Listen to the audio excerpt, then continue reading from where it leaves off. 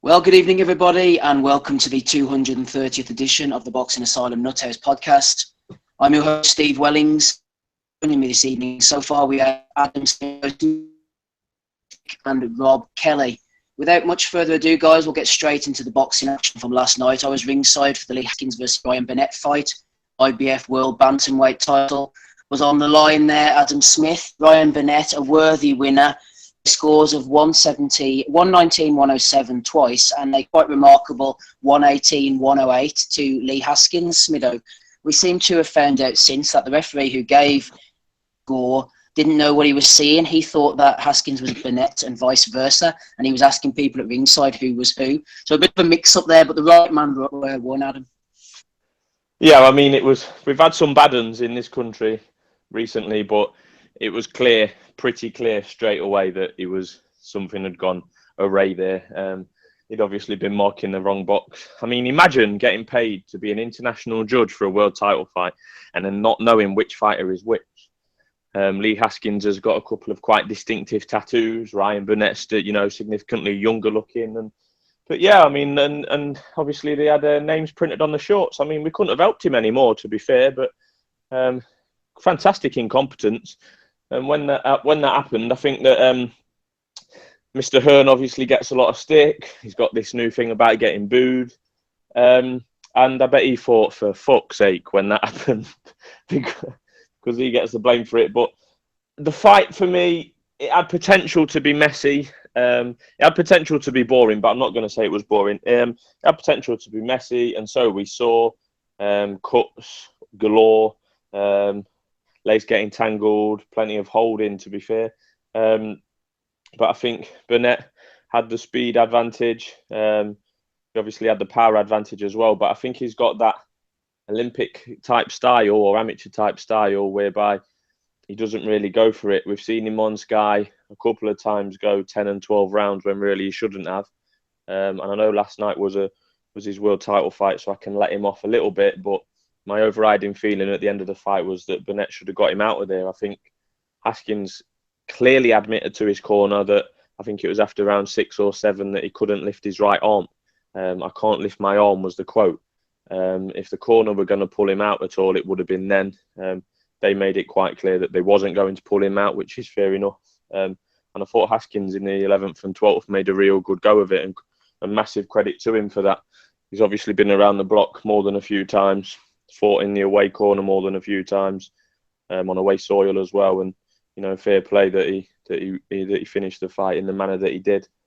Burnett he's never really excited me, to be honest, with his herky jerky Adam Booth style. He didn't get hit a lot, to be fair. He got headbutted quite a lot.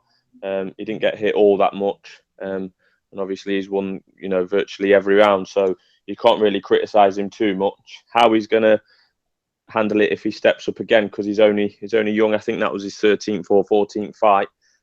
He's one of them now that, a little bit like Cal Yafai and others, that he's a world champion in, well, AJ really, he's a world champion in, under 15 fights and still going to be learning on the job going forward. But it's good that they've got a base back in Belfast and something to build upon, and a couple of good little wins on the undercard which we'll come on to. So a positive night, really, all round in terms of Ryan Burnett and the future of Belfast boxing.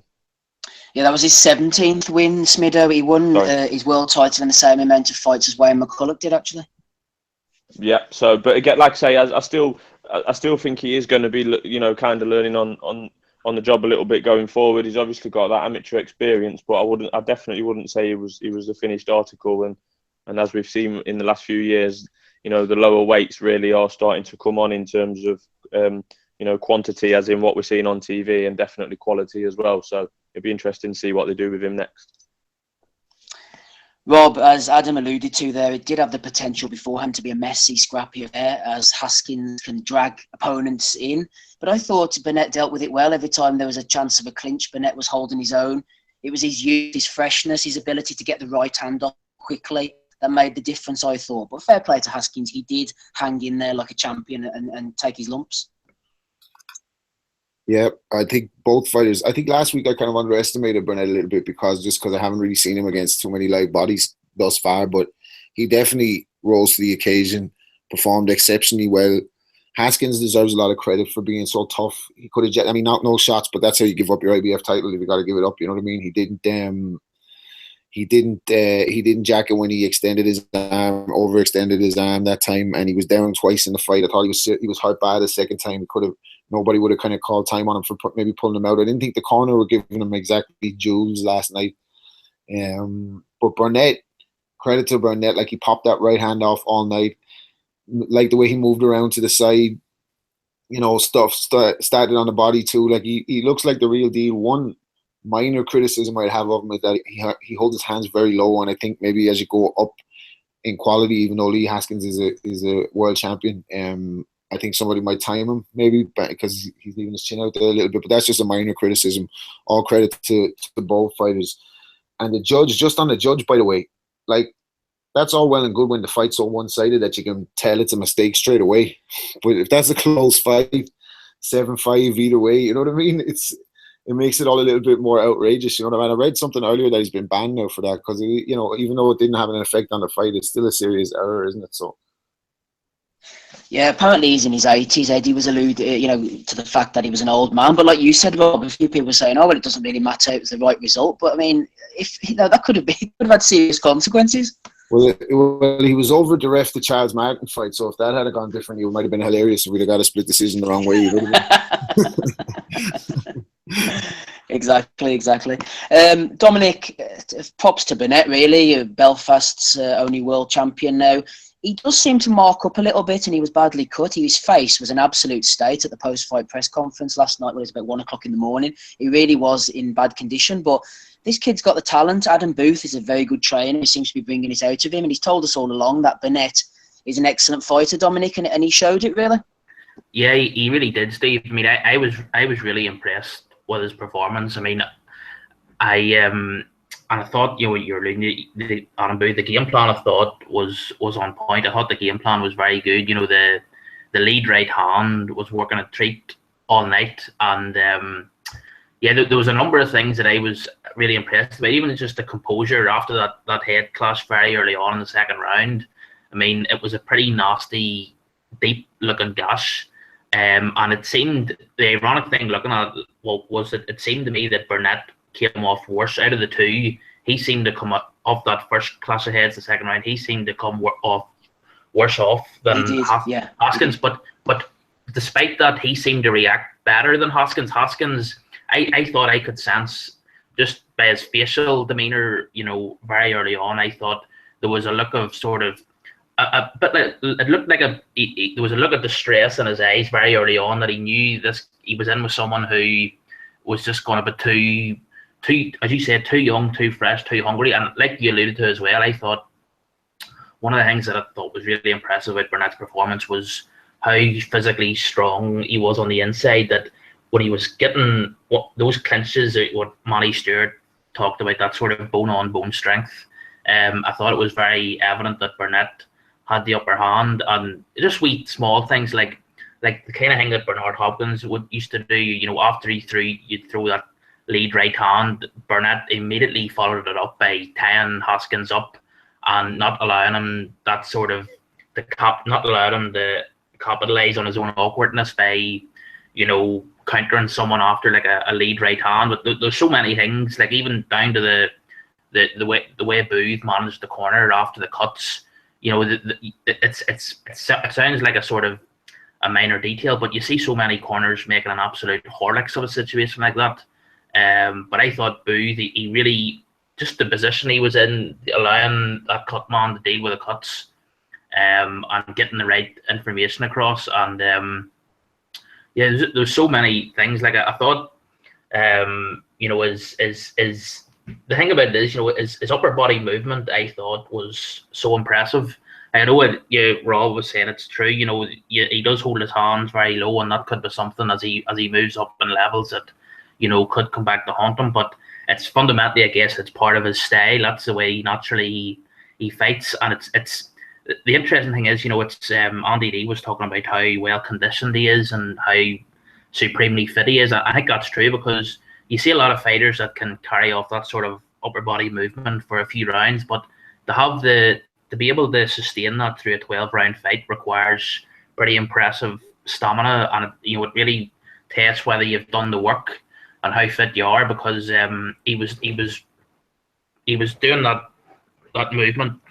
He was showing it right to the end of the fight, and I was really. I think he also has the ability. Look, going forward, he's going to be at bantamweight, I think, for a while, but he could move up to super bantamweight, and there's a lot of fights in Britain in the same division. You've Jamie McDonald, you've Paul Butler. I know those two were rumored to be fighting each other. I heard stuff that Eddie was going to put up the money to have that fight, but I would back him. I have to say, I would probably back him. I would back Burnett against either of those. I'm not sure about Solani Teti, or Yamanaka, but I would back him against either of the fellow British fighters. But there was just so many things, wee small things, that I was impressed about. Like I felt one of the things that I felt a sense from very early on was just the difference in the clinches on the inside. He seemed physically the stronger of the two.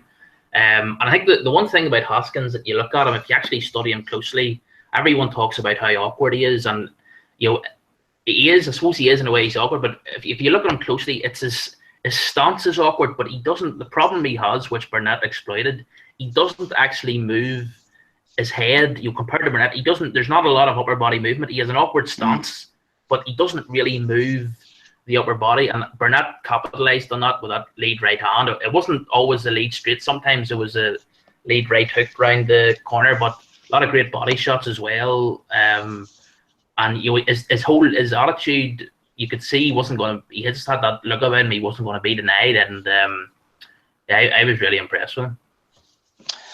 Yeah, I think what Haskins was doing a lot of was throwing the right jab to the head and then coming in with the body shot. He was trying to wear Burnett down, but it wasn't quite working out. And another thing I noticed with Burnett as well was he wasn't hurt at all. It was if Haskins couldn't hurt him, he hadn't got the power to hurt him. Although Burnett did say afterwards that he felt a couple of Haskins punches, and he said that he was hurt at times, and he just had to mask it.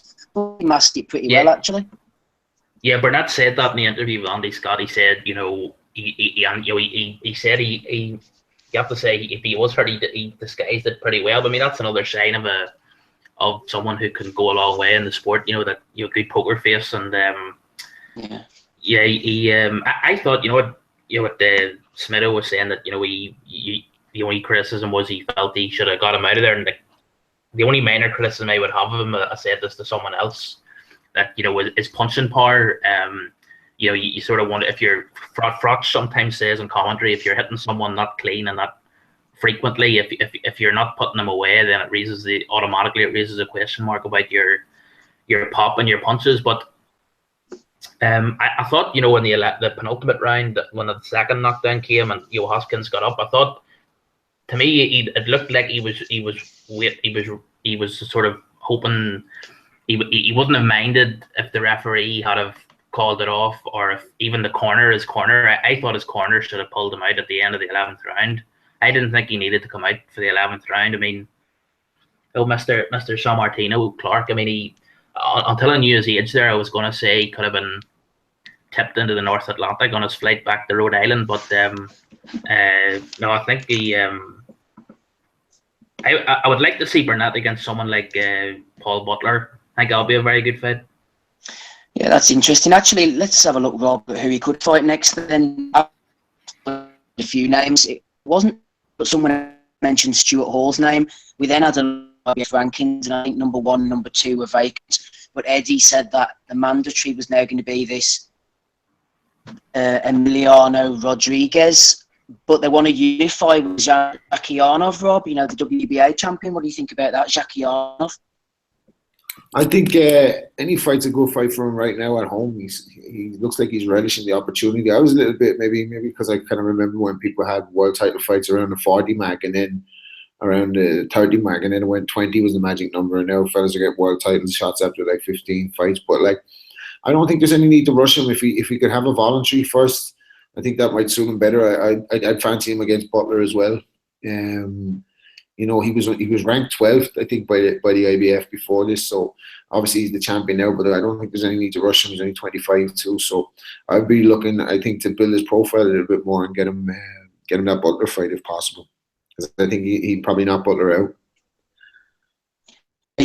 Where would you take him next? I think the Butler fight's a good call. And then in that other kid with Hatton as well. I can't say his name. Yeah, so Zakionov. Yeah, so there's chances there, but like I'm not in too much of a rush with him, to be honest. So a couple of voluntaries for me, and then obviously there's the McDonald fight potentially as well. So I think a couple of fights to bed in, a couple of defences, pretty much. I know I've mentioned him, but similar to what they're doing with Yafai, and then there's quite a lot of options on the British scene.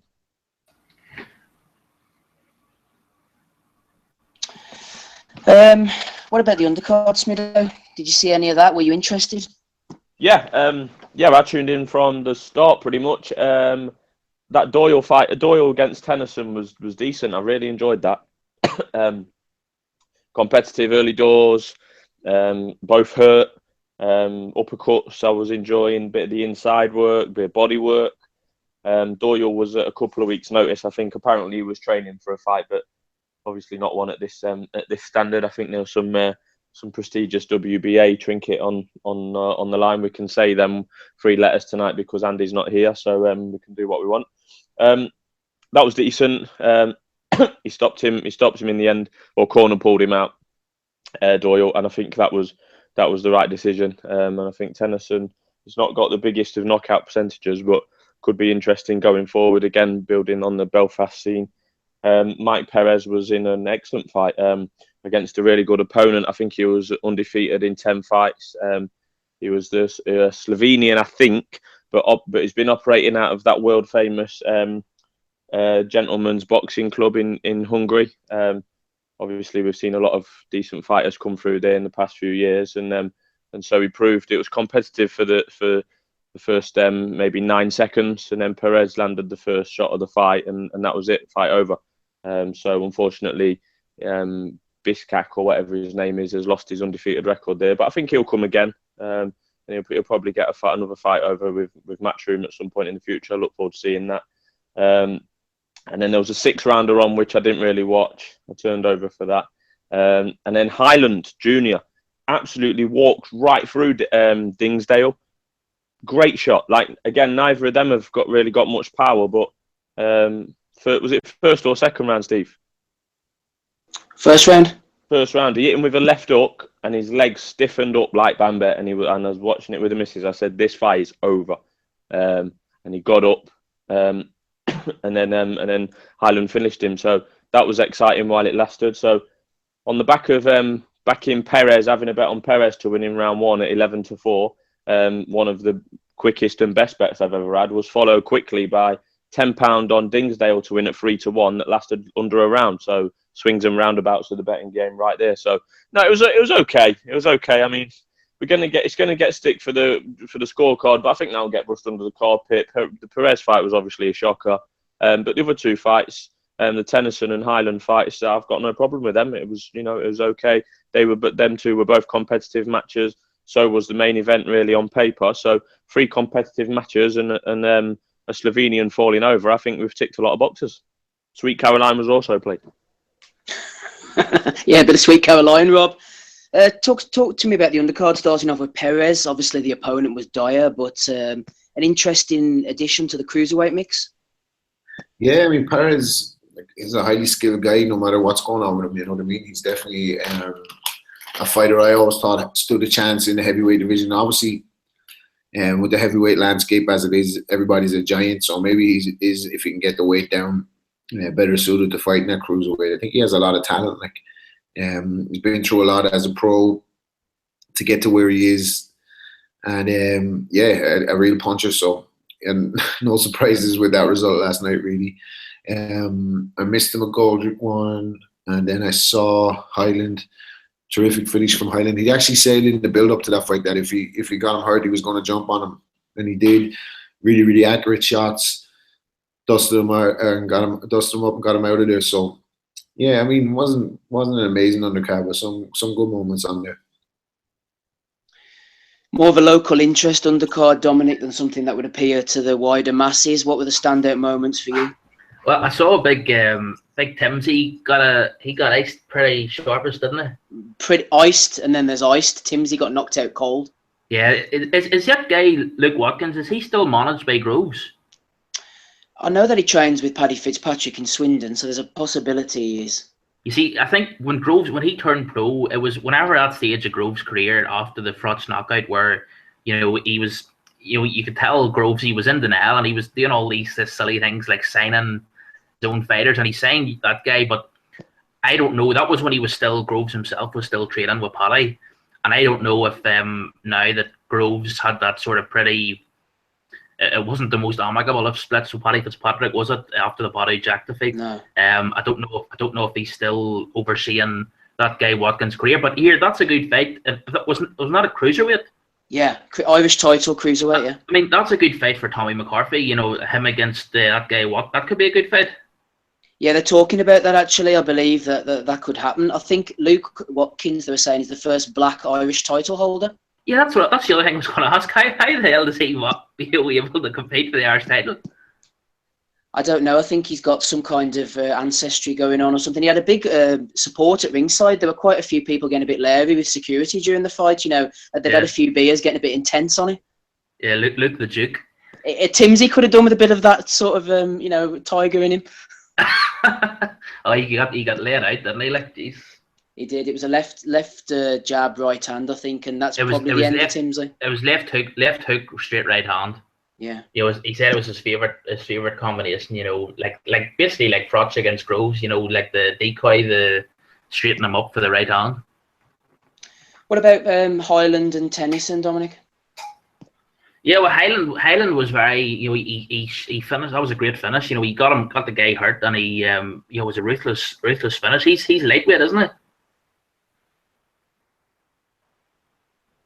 Yep, sorry, couldn't unmute myself. Yeah, he's a lightweight, and Tennyson's a super feather now.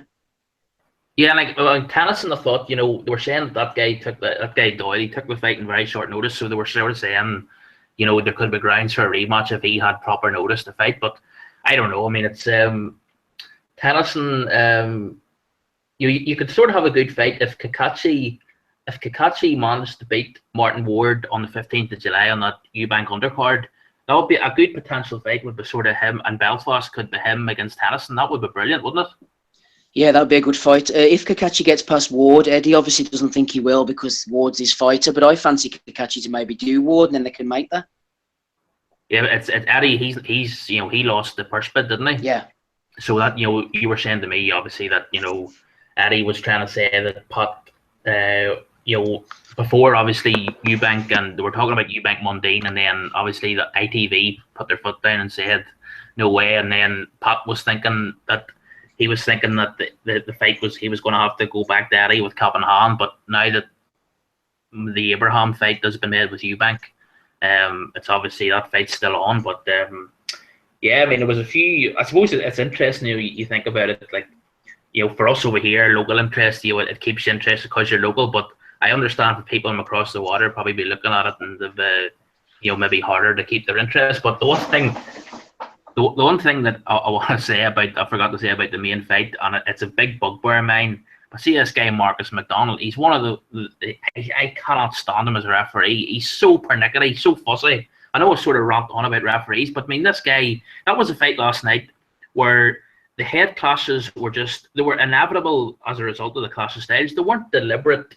They were just an unfortunate consequence of the two styles of fighters. But he was sort of, instead of just, trying to get the fight moving as with as minimal fuss possible, he was sitting giving dishing out warnings to Burnett, and I just thought he's like, the worst I can remember him. Do you remember that fight, Selby against that guy Eric Hunter at the O2 about 18 months ago? Yeah. That guy Eric, and he was refereeing that fight. Now the guy Eric Hunter, the Yankee, he definitely had a bad attitude and serious temperament flaws and everything. But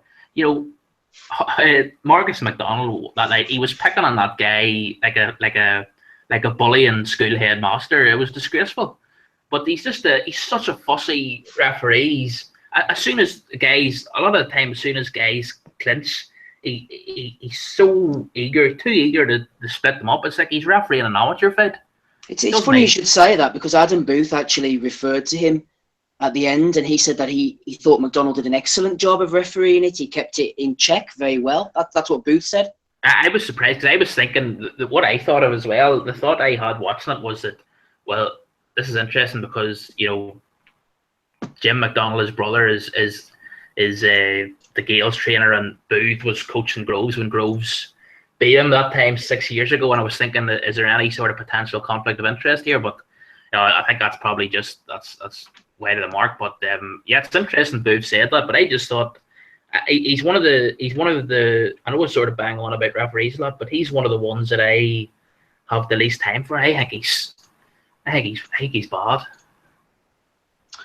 No love for Marcus McDonald there. Just looking through the rest of the things from the weekend there. We've gone through the undercard pretty much. There was supposed to be a fight on Friday night, Rob, this Regis Prograis against Joel Diaz Jr. Box Nation was supposed to be showing it. 19-0 against 23-0. Prograis ended up winning by second round knockout. Box Nation didn't show it for some reason. Not quite sure what went on there. Did you manage to catch any of this one? No, I didn't see anything. I just saw the result coming through. Did we get the answer on whether Diaz Jr. is the son of the coach or no? No, I think it is though. Yeah. I saw somebody tweeting as if that was the case, but I never actually went and fact checked it or anything. But I think it is. I heard he was a good amateur, like, wasn't he? And was Abel Sanchez had something to do with him. So, so that might be a bit of an upset. I'm not sure. I don't know much about the other guy, but I had heard he was a good amateur. His kid. So maybe it's just one of those things where he gets caught in a fight and he doesn't recover, like we've seen before with Badu Jack and Abner Mares or something, that they get caught early and are still able to bounce back. I was annoyed that Box Nation didn't show it, because Donny was in the chat, was bigging it up in the week. I thought, right, I'll record that, watch it, and it won't bloody on. What's the story there? Yeah, it was weird, wasn't it? Because I went on Saturday morning and thought, I've got a spare minute here, I'll watch this, I don't know the result. Yeah. And it wasn't on my planner, and I was thinking, oh, you stupid twat, you've gone and recorded something else. But I don't know what happened. They had some kind of beef. Apparently people were going mad and Box Nation didn't show it, so don't quite know why. Just looking through some of the other things, Brandon Rios returned with a win over Aaron Herrera. Didn't manage to get him out of there, though, I don't think. I mean, Rios is shot, like, isn't he? It's like, what I don't like, what I really get, like, what saddens me, like, when I'm watching interviews with fighters and you can see them slurring already and they're still fighting. You know that when the speed starts to deteriorate and they're still active, it's kind of, you know what I mean, the writing's on the wall for this guy. Like, he's left it, maybe he's not dedicated or whatever, but he's been in some wars. He's fought with his face for his whole career, and like, who really wants to see him come? I mean, even if he gets past this, like, who do we want to see him in against? Because any top welterweight in the world is going to give him a bad hiding. You know what I mean? So. Yeah, nobody wants to see Rios back, I don't think. This would have been one for Andy. No one else would have seen it. Cecilia Breikus beat Erika Farias over in Norway. I don't know whether Andy was at that one or not. I think he's over in Norway at the moment, or he's on his way home as we speak.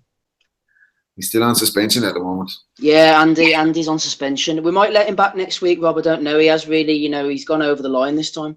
Next week is WARD-KOVALEV, you know what I mean? We need Andy back for that one, baby. Desperately need him. Right, Smido, let's hit you with a question before we go on to WARD-KOVALEV. No messing about tonight. We'll just get stuck straight into it. But let me hit you with this first, Smido, from Craig Mastro. He says, who has had the best world title reign out of Kell Brook with the IBF, Billy Joe with the WBO, David Hay when he had the heavyweight WBA, or Flanagan or Quigg? Who had the best world title reign out of these luminaries? Oh, God, that is a fabulous question. Right, well, they're all pretty shit, to be honest. Possibly Flanagan off the top. That's off the top of my head. Billy Joe's fought absolutely no one. Quigg fought absolutely no one. Brook fought pretty much no one. Hay, I can't. Who was Hay? Fraud Liam Ruiz. Is that it? Yeah. Right. Well, that's shit. So probably Flanagan, but again, he's not really setting the world alight. But the problem, if Flanagan was doing the business that he has been doing, which hasn't been particularly exciting. If he was doing that business on Sky Sports on the undercard of some others for Mr. Hearn, then I think it would be easier to assess. So I think I've got to be fair and say Flanagan, but it's a good question. That you can also add, if you want, Nathan Cleverley's light heavyweight reign. You can add that into that question. So I'll bounce that back at you. Bounce it back at me. Kell Brook, right, let's have a look at this then, Rob. This is off the top of my head. Kell Brook, we had Frankie Gavin, didn't we? We had Bizier, we had Jojo Dan, and then you've got Spence, but he lost that fight, so... Yeah, it's pretty bad. Yeah, well, that's like saying that you can't it's like giving Flanagan credit if he gets battered by Lomachenko, which is a possibility, We exactly. Can't give him credit for losing. No, exactly. So we have to just take it on the guys he's beaten. Looking at Quigg, who did he have? Jamoy, he had the Japanese guy. He had that Silva on the undercard of Groves Froch, didn't they?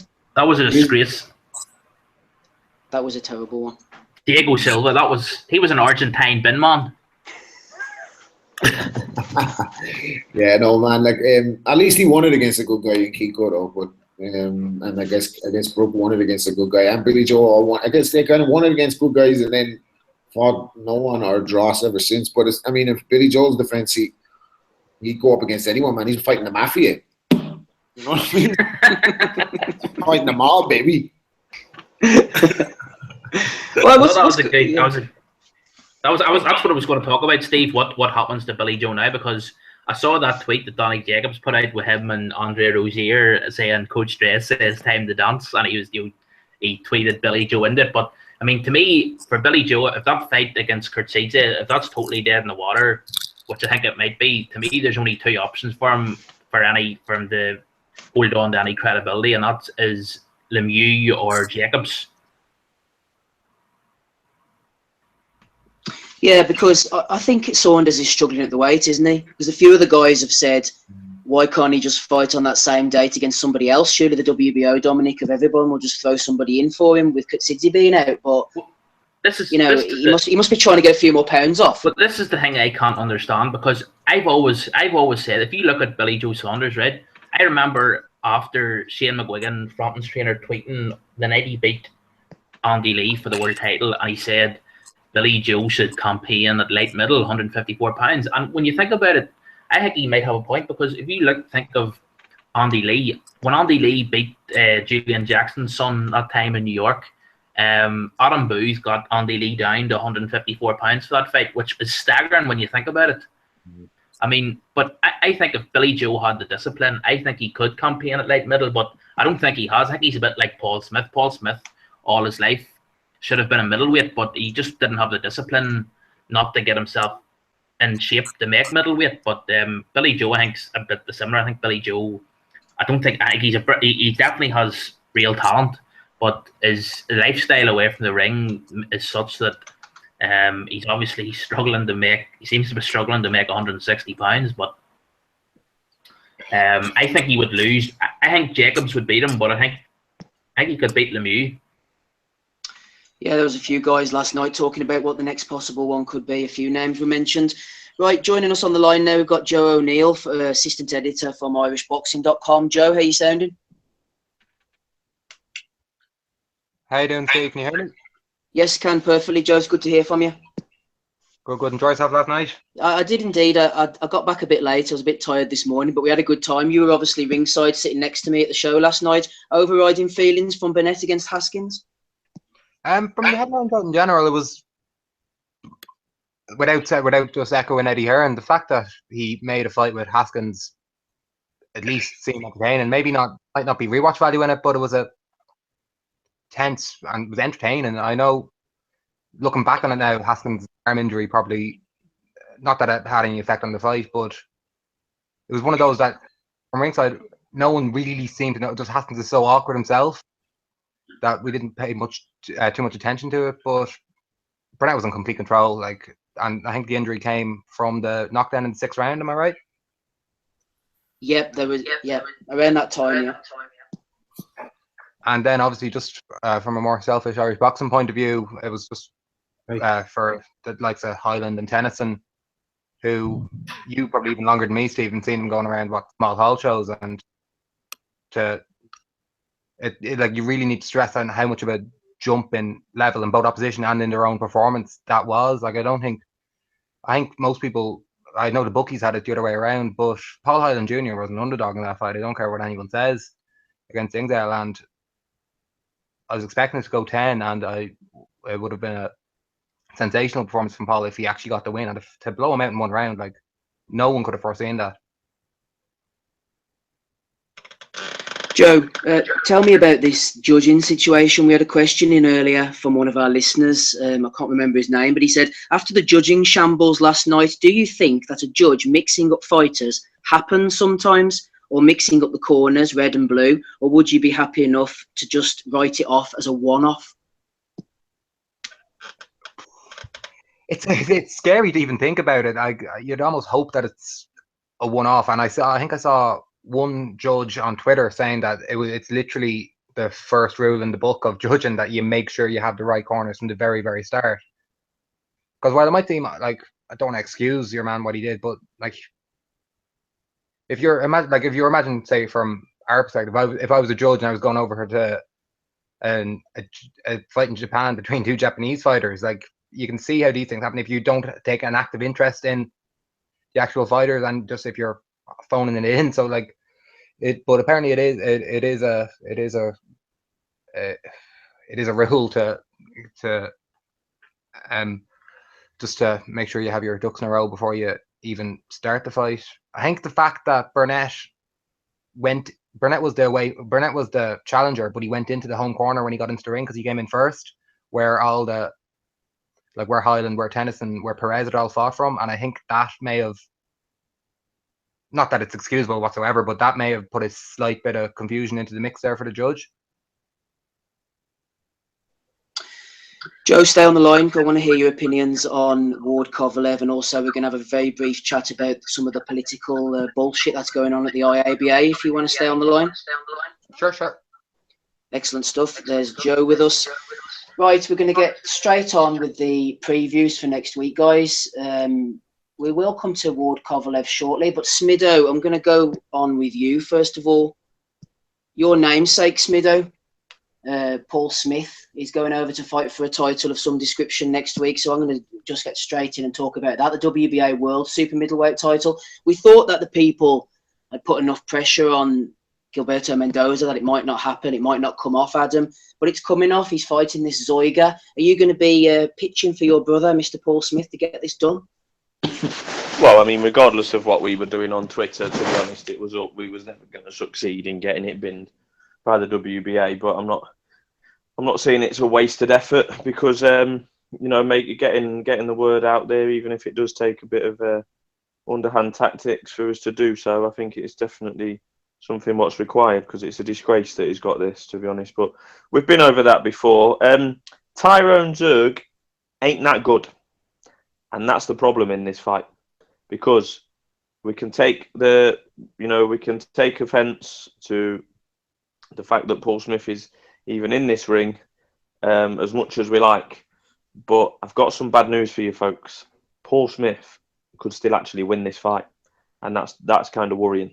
But I think that is the case because I don't think that Tyrone Zeuge is any good, to be honest. We've not really seen him tested or step up to the elite level. Obviously, this is for a secondary so-called world title, but he struggled with De Carolis both times. I think the first time was a majority decision, which was a hometown decision, frankly. And the rematch, obviously, we know he got him out there in the last round, but it was reasonably competitive beforehand. So, I'm just looking at the cards now for that fight before the De Carolis rematch, before he knocked him out 1 round in front on 2 judges' scorecards and 3 rounds in front on the other. So it looked like he was going to win anyway, but competitive nonetheless. Isaac Ekpo, that's obviously an elite level win, so that's what makes Tyrone Zeuge the favourite going into this fight. Yeah. Joke.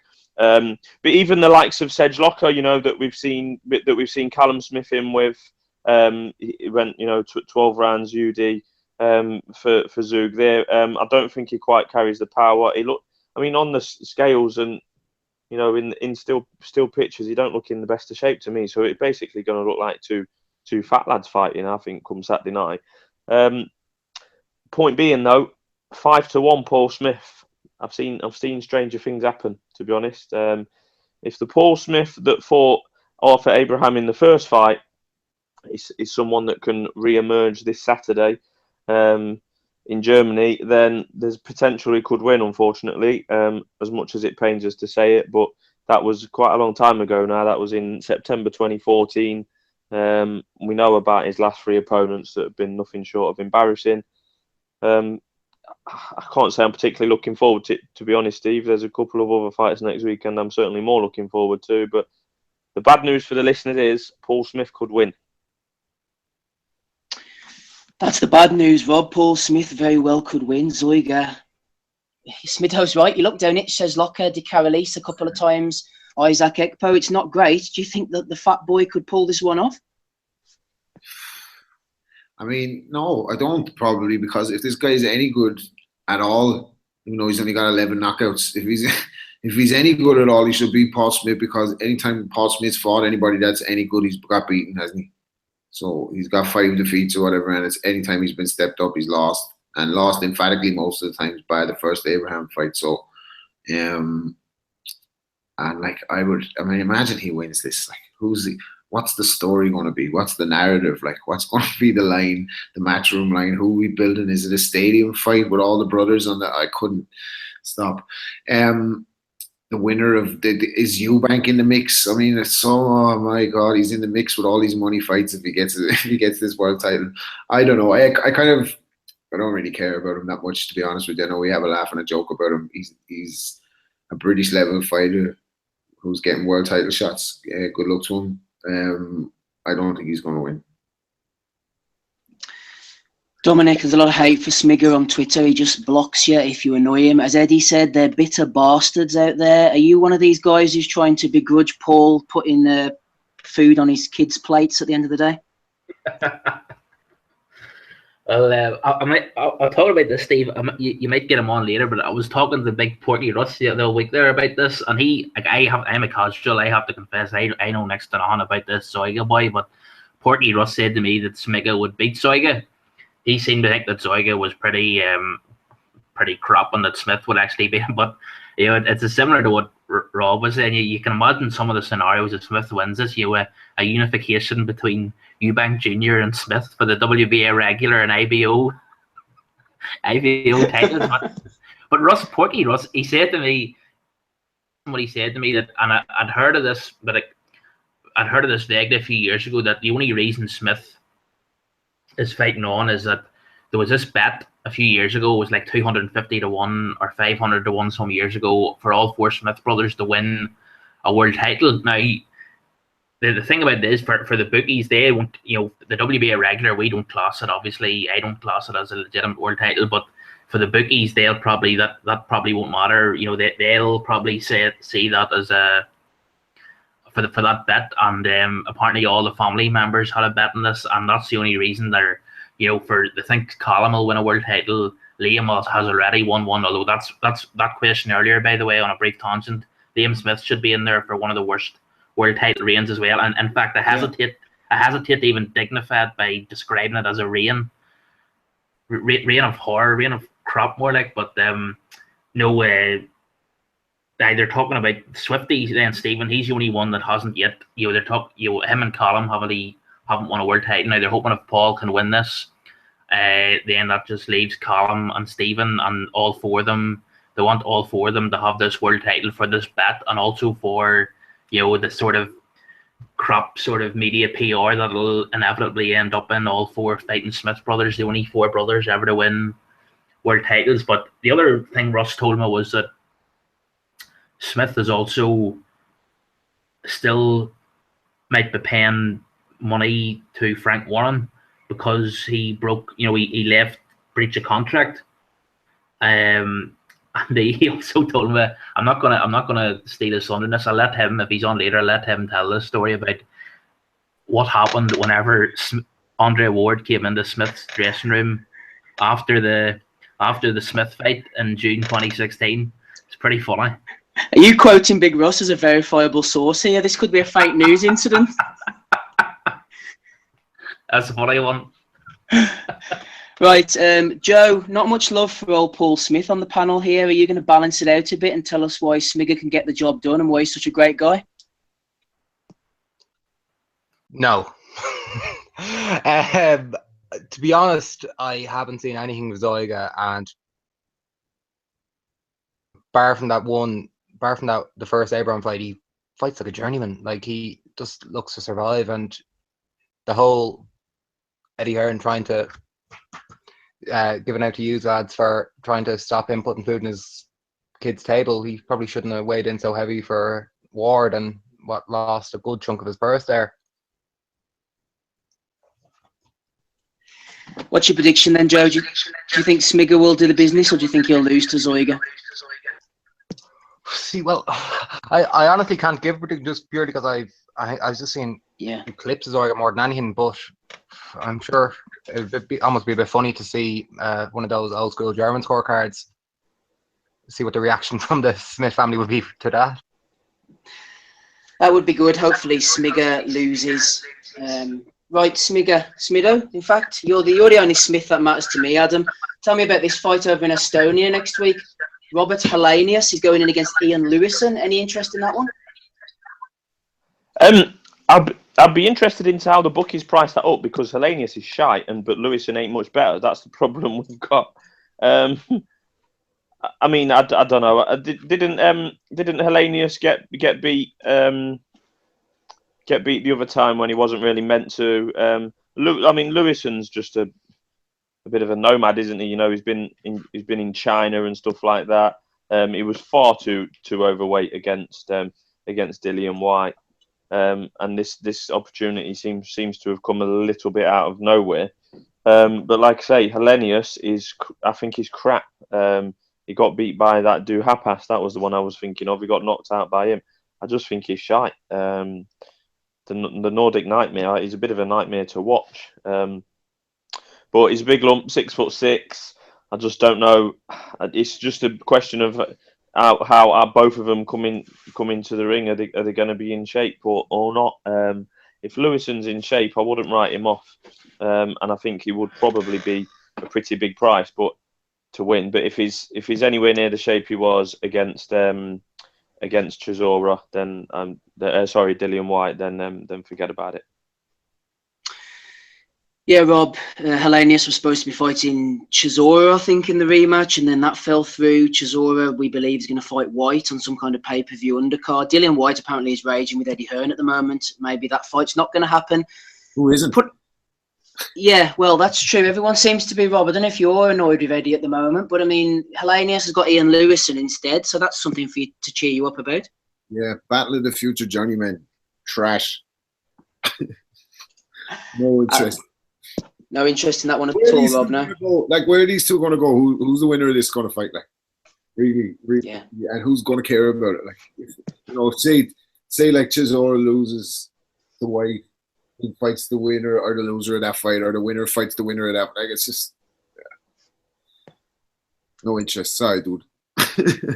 No, not at all. I haven't got any interest myself. I'm just trying to stir some up in you. It's just a non-event. Like, it's just like, where did the two of them go? I mean, I know it's a tough game and all that, and they're jostling for position and rankings and all that, but just trash, like. Yep, well said, Rob. Right, one more show just to cover before we get to the big WARD-KOVALEV thing that's in the Waterfront. Just before I kick the Waterfront off, Darren Parsons handed me a well-deserved L on Twitter there. I was talking about the Brandon Rios-Herrera fight, and I was wondering, scrambling my brain really quickly through BoxRec, trying to find out the result. Well, there was no result because it hasn't taken place yet. I believe that fight is taking place tonight. So a well-deserved L for me on that one. I shall take it with dignity. Rob, tell me about this Waterfront card in Belfast. I'll be ringside, hopefully, next Saturday evening. Just running through the card, anything that interests you? John O'Carroll against John Quigley. Craig Evans against Stephen Ormond. Paddy Barnes. Jamie Conlon's off the card now. And a few other local fights of interest. We were just talking about this off air before we came in, and like, what a hub Belfast is becoming now for, potential future world champions. Like, you've got to say that Jamie Conlon might be there with a shot at a world title. Paddy Barnes got to be in there with a shot. Mick Conlon, of course, in due time. We've got Burnett already there, maybe Tommy McCarthy and all that. Like, so it's exciting times. I like John O'Carroll. Interested to see him out. So just good card all around. Good to see Frank bringing it back to Belfast shortly after Eddie too. So hopefully more shows to come up there. Joe, this is more up your sort of street. Any standout fights? Most people will be looking at the Paddy Barnes thing, but Ormond against Evans could be a decent scrap. Yeah, definitely. The Ormond were still, because obviously last summer he missed weight in the IBF Eliminator with Alejandro Luna. Came back, signed up with the MTK boys, and then was stopped by Zoltan Szabo. Had a win on the Titanic show in Belfast. Came back, beat Szabo in a rematch, but he didn't beat him comprehensively by any means. Me and you saw him win against her Nicaraguan guy in a small hall show in Belfast, but there are question marks over Ormond, like how much does he have left, and especially his weight making ability, because he does do a very big cut. He's a very broad shouldered, blocky sort of guy, and the sort of style he has, he needs to have energy. Like he is and if he's having any sort of trouble making weight and he's in any way lethargic, like Evans could outwork him. So it's one of those cards that said all the fights you don't know, like they say that's going to be a guaranteed war, but I'm just more intrigued on how Ormond's going to be in it. And then the same with Paddy Barnes against Altona. Like Paddy obviously should win that, but like the fact that it's a 10-rounder and the guy has never been stopped, never been dropped, just fought for world title. So like he will be bringing Paddy into deep waters, and just to see how he deals with it. And then obviously Quigley against Carroll, both phenomenal talents, but haven't particularly seen in the ring. Obviously, John O'Carroll had the prizefighter win, and he by all accounts he's developed amazingly in the gym. And Quigley obviously I've been told it was one of the most talented amateurs coming up through his teenage years. He had a bit of trouble over in America just with promotional issues, was out, and now he's back, and he's meant to be a mercurial talent. So on entertainment wise, I won't be, I'm not saying it's a banker for entertainment, but there's a lot of question marks going into it, which is probably it's not a bad thing. And Rob, tell us about David Oliver Joyce, Dubliner, former Carl Frampton opponent as an amateur. He's finally turned over. He will have the style to suit the professional ranks. I think so. A lot of the high performance guys, I think, should have turned pro. Maybe overstayed the stay in the amateur program. Although I know a lot of it is economic decisions. Like the promoters are not coming in with big paychecks. The guys don't want to sacrifice the you know what I mean, the sponsorships, the allowances and all that. Like, but yeah, I think he'll make a big impact in the pros, and more power to him. Just before we bring Smido in, Rob just touched on it there, Joe. We were talking last night about the machinations of this IABA business. I know that it's a little bit dry and a little bit dull for a few people. Do you want to just give us the overview? It seems to split into two different factions, and Bernard Dunn's caught in the middle. I'll try to keep it as simple as possible. Obviously, you may have seen that the Irish team didn't do as well as expected in the Olympics. No medals from, I think, 8 boxers. So there was like an independent review ordered by the IBA, and it was obviously a review from the body Sport Ireland. They both came to the conclusion that it needs to have more of a sort of a high performance ethos, sort of more like the British system where they have the boys in Sheffield.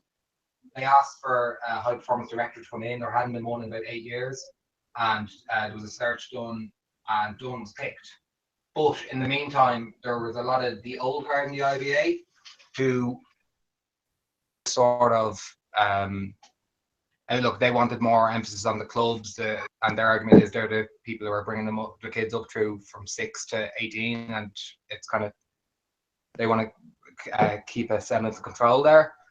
And to make matters worse and more complicated, the people with the probably more, also, although it's still a legitimate viewpoint, they seem to have a majority in the boardrooms, the back rooms, and they're almost like a rebel group that's actually probably bigger than the group that are following the recommendation. Included in this group is the IABA president, Pat Ryan, they've elected their own chairman and between quorums and board meetings, and they feel that he is the official one, but the IABA is continuing with their current chairman, and they have the backing of Sport Ireland, who crucially give out the grants.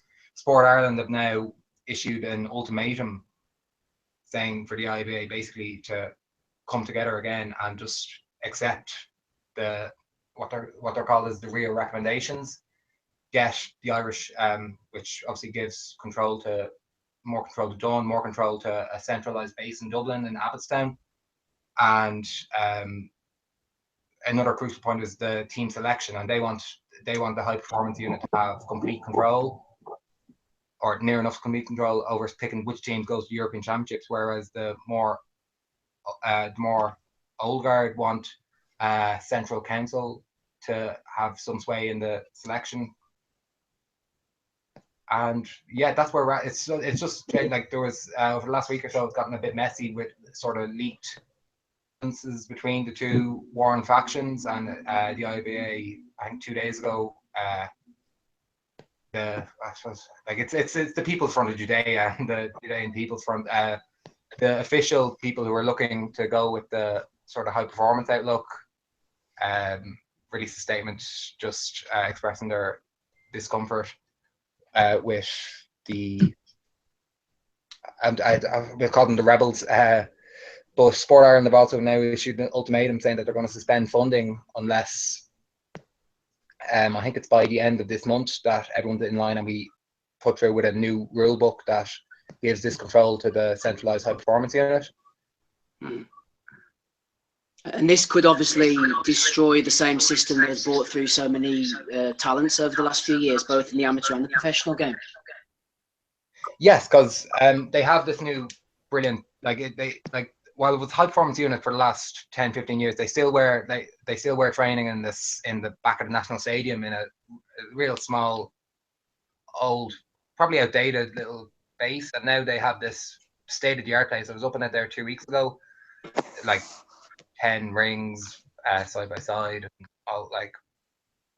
all sports science. It's like real cutting edge. They had like the Russians and the French and the Germans and Italians all over training there. But if funding goes for that, like it's a vicious cycle, because if that's the sort of thing that's pushing the boxers towards medals, and if they don't get funding for that, there won't be more medals, and no medals, there's no call for more funding, and it just gets worse and worse.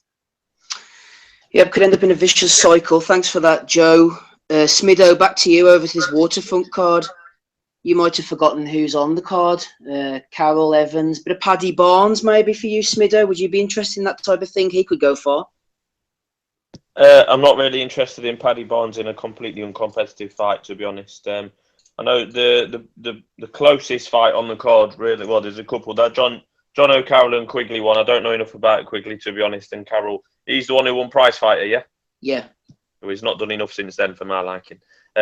Craig Evans versus Ormond. I know someone mentioned earlier that Ormond crashes the weight, which is a fair observation. But Evans ain't the man to outwork someone. I remember watching him against Scotty Cardle at the O2 when Brooke first fought Gavin. He was winning large parts of that fight and then starts pissing around, running, trying to be cute. Gave that one away. He's got 2 draws against Tom Stalker. One of them he should definitely have won, and again I thought he threw that away. And then the third fight against Stalker was a majority decision as well. So he's fought Stalker 3 times, draw, majority decision. He's just not the type of fighter, Craig Evans, that puts it on someone and kind of runs away with it. He's not got the knockout power, but he's obviously hasn't got the knack of winning rounds clearly in the judge's eye. So that I think that could turn into a good fight. And it's a shame that Conlon's not on there, because I'm determined to get Jamie Conlon beat regardless of the opponent. I'm determined to get him beat, and he nearly got fucking done last time. But I think it was quite close on the scorecards. Was it the Nicaraguan who you fought last time, Steve? Yeah, Cardoza. Yeah, it's just pure gold entertainment, but I'm determined to get him beat. And these home soil fights against Central Americans that have got 4 or 5 losses on the cards, the bookies always underestimate their talents. Okay, guys, let's not hold it off any longer. Let's get on to the big one. No spear jabs this time. We tried to dig up the ghost of Seb, Adam, but unfortunately we couldn't get hold of him. We don't know what's happened to him. So you're going to have to give us the lowdown on the up jabs, the left jabs, the right jabs, the head jabs, and all that type of stuff. Andre Ward against Sergei Kovalev, all the gold on the line. Only one loss between them. That's on Kovalev's slate. Can't remember what you said, Smido, after the first fight. Is that a justifiable loss on Kovalev's slate? I think, justifiable. Yeah, just about. I think I had it a draw. So if it wasn't for the knockdown, I would have had Ward winning. So on my card, technically, Ward won more rounds than Kovalev. I'm just glad it's happening again. To be honest, it's an excellent fight, but obviously between two excellent boxers. I picked Ward going into it, not confidently, to be fair, but simply because I just think he's brilliant. He's fantastically difficult to hit and beat, and he's a very good technician at working people out and making them pay for their shortcomings. He obviously did that to my hero a few years ago, and I think he pretty much worked Kovalev out, to be fair. Rumours or stories that Kovalev had a bit of a chaotic build up, and I know there was a change in the corner, and then I saw one of the HBO programs recently. He's admitted that he made a mistake when he put Ward down, and it was quite a heavy knockdown, that he was looking for the one punch again for 3 or 4 rounds after. Well, while he's looking for the one punch, Andre Ward is putting rounds in the bank, and so it proved. The odds are quite interesting, to be fair. To win the fight odds are pretty similar to last time.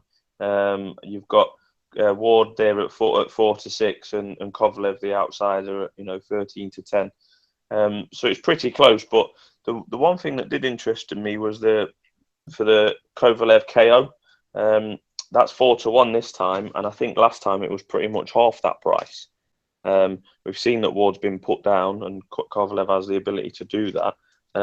Now a fitter, probably more motivated Kovalev. Not saying he wasn't motivated last time. He's going to have his corner's going to be in a more stable condition, let's say.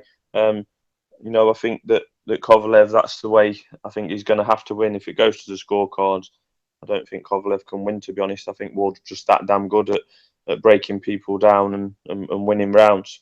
If you wanted to be safe, because I'm going to contradict myself here, which I usually do, I do think that because Kovalev is not going to want it to go to the cards this time, because we all saw what happened last time, I think he might go for it a little bit.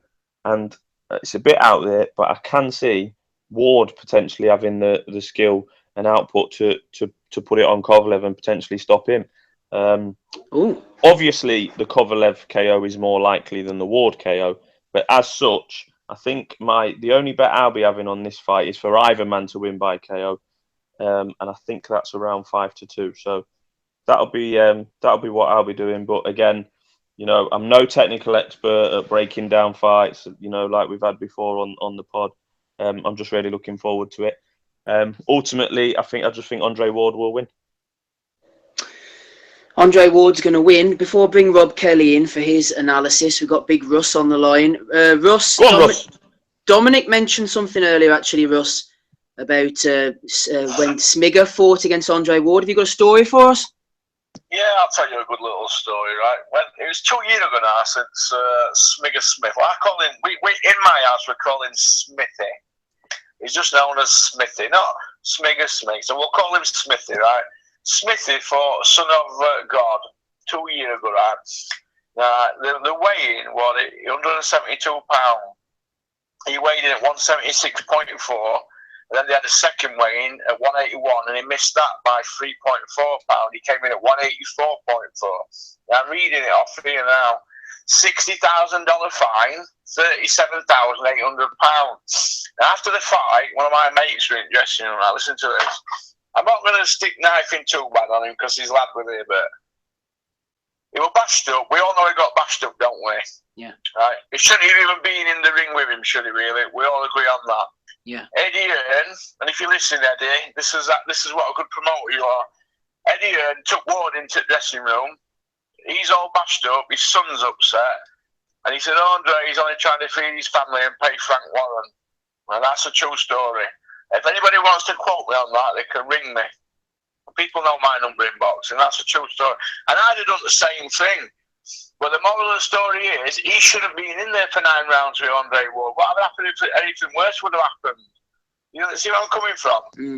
People are going to get hurt with these matchups. Well, Andre Ward's the pound-for-pound number 1 guy in the world. Then you've got Smig. He's not even been British level for 4 years. He shouldn't be in there with Ward. It's a disgrace, but that's a true story over the money, how they got the fine squad. It was $60,000. But, you know, when you're coming in at 184, I mean, he will 190 ring. That's a disgrace, isn't it? Yeah. That's bigger than old Cruiserweight, isn't it? So, me saying he'll beat Zeuge, I think he will beat him, but he might be found wanting at 168, you know, Steve. But what's going to bother me is every time I see these commentators on Sky come up, you know, like Frotch or rest of McGroves, then it'll say, former super middleweight champion, then the camera will turn to Smithy, and it'll say Smithy, former British and WBA champion. Oh, he's even fighting for GBU belt, innit? GBU, what's that? The Global Boxing Union belt. I mean, what the fuck is that? Is this what boxing's become? Global Boxing Union. What the fuck? It sounds like a pub or a British Legion or something, doesn't it? It's a disgrace. Ross, last night someone was fighting for the UBO title, the Universal Boxing Organisation title. You know, you haven't know that? No, the UBO. You're talking about that like it's some fucking paramilitary outfit or something. What next? The KFC? KFC belt. Oh, come on, it's stupid. It's getting stupid now, isn't it? I mean, come on. I mean, they're just making it up as they go along. People are getting world title shots now. They're not even British level. They've got no experience. They're not even out of nappies and they're going for world titles because the promoter's got that much power. And it's killing the sport. That kid Burnett, he's a world champion now. Rigondeaux can call him out now, but they're not going to put him near him.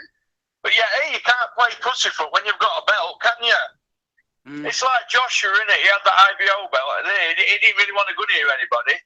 He didn't want to go near Wilder when he were WBC number 2, didn't he? Soon jumped ship, didn't he? And now you've got Callum Smith. He don't want to fight De Gale, does he? Oh, I want to stay with WBC.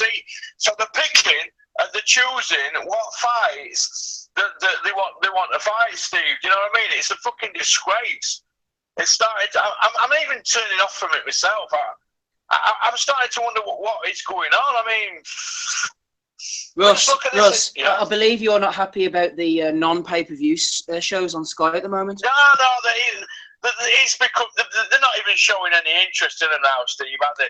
They're just throwing a few bodies together to make up the numbers. Because every show now that they're putting on there, I mean, I know for a fact, right? They're not making money on these shows.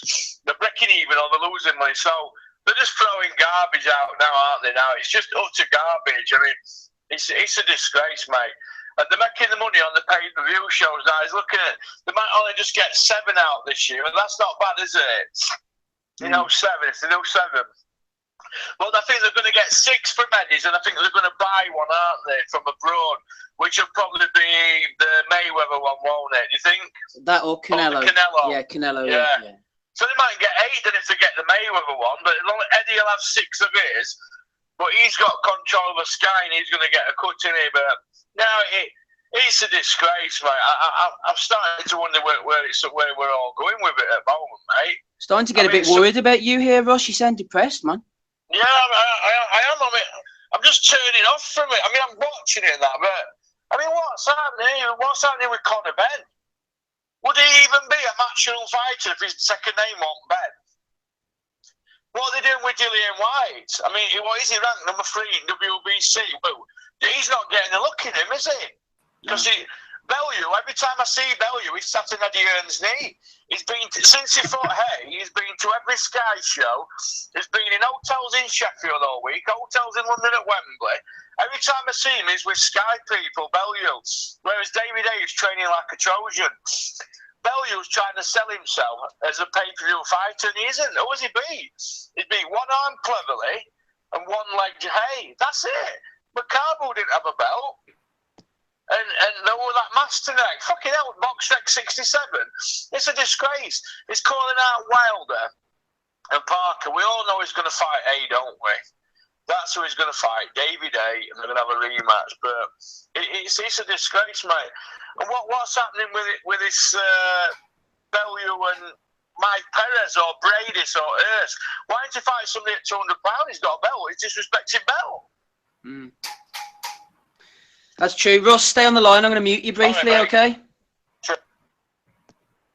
Rob, tell me about this Ward-Kovalev fight then. Who are you going for? Do you think that Kovalev's going to be able to turn it round? I had him winning 116, 111 in the first fight. Do you want to refresh us how you thought of the first fight went before you go into the rematch?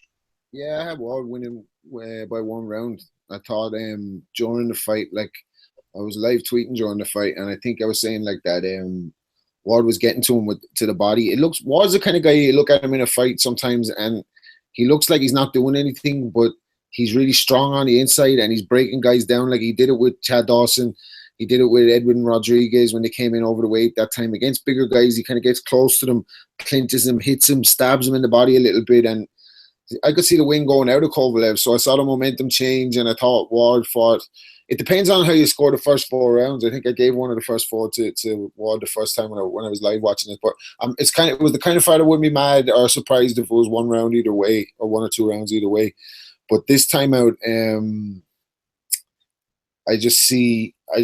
said before, I think Ward wins wider this time. Like, I'm intrigued by all this though. I'm like a nerd for this kind of stuff. Like all this stuff in the build-up with John David Jackson having limited control and him saying that he was completely, Kovalev himself saying he was completely spent after the 5th round. And I don't think it was down to overtraining. I think it was the adjustments that Ward was making, and he definitely wasn't as effective in the second half of the fight. So this time out, I think Ward's going to kind of outpoint him more clearly. And I think the anger from Kovalev is going to play into Ward's hands. Now, it's still a 50-50 fight. Don't be surprised if it goes either way. It's like, you know what I mean? If Kovalev can put anybody away, can't he? But one of the things I noticed that he didn't do in the last fight, it was something that I expected him to do, was when he fought against Hopkins, who's, you know, obviously not Andre Ward anymore, like or whatever, but a lot of similarities in their style. And Hopkins used to move to shoot the right hand, duck his head in and shoot the right hand straight down the pipe.